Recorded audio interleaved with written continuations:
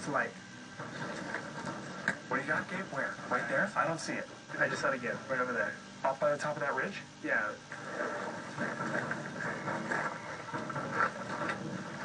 What is that? It's across the canyon just above the rim. Look how bright that thing is. Is there?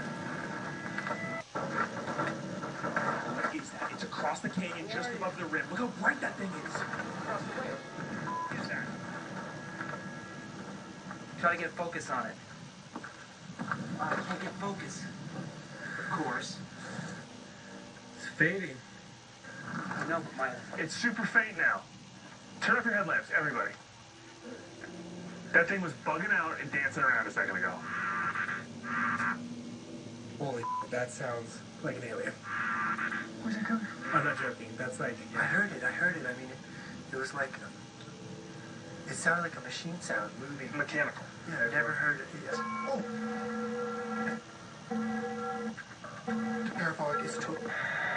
Dude, the parabolic's not plugged in. It's not plugged in. There is no parabolic plugged in. That noise was coming from behind you. No dish is plugged into my mixer. Oh my gosh, I just heard something else. Hey, wait. Yeah. Yeah, I heard that too.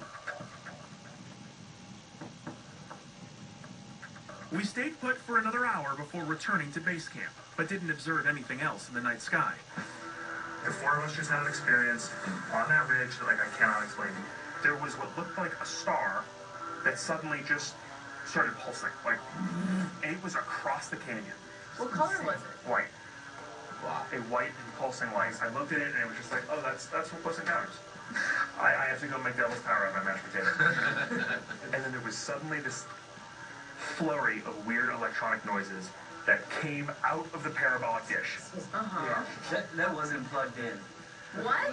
No. Just freaking Started emitting noises which it doesn't even do. It collects noises. Yeah, It's not a that's speaker. amazing. Yeah. Well, we have a clear way out of this mine now. We don't have Thank God. We don't have to ascend up, which is great, but we do have kind of a walk from here to the exit point that we found. Let's get out of here, guys. With daylight breaking, we ascended to the surface for a much-needed breath of fresh air after nearly 12 hours underground.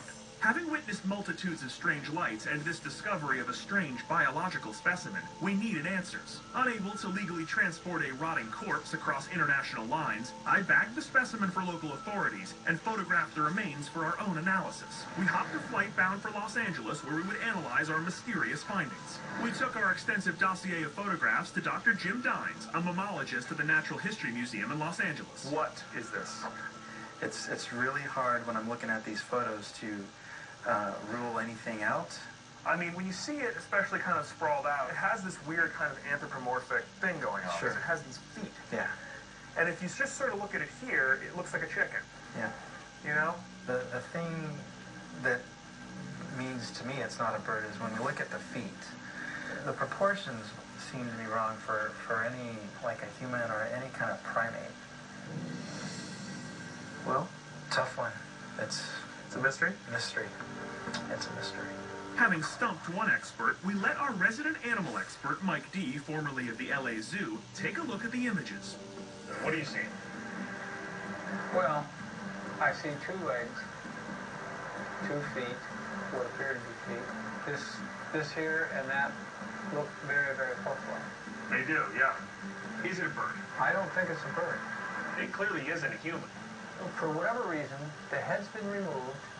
The other thing is, there is no evidence that I can see of any type of feathers. So what do we have here?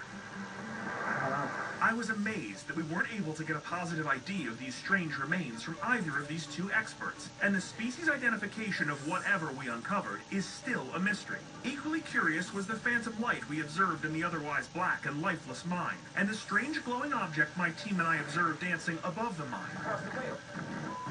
We replayed our recordings frame by frame. The speed and movement of the object do not suggest an aircraft, and none of the images are clear enough to enhance into a definitive picture. I can't tell you what it is. Were these the same lights that so many others had seen in northern Chile? As a lifelong UFO skeptic, even I had to admit that this was something beyond my ability to fully rationalize. As we wait for more information about the strange remains we found, I'll be keeping my eyes on the sky, hopeful to catch another glimpse of what can only be described as an unidentified flying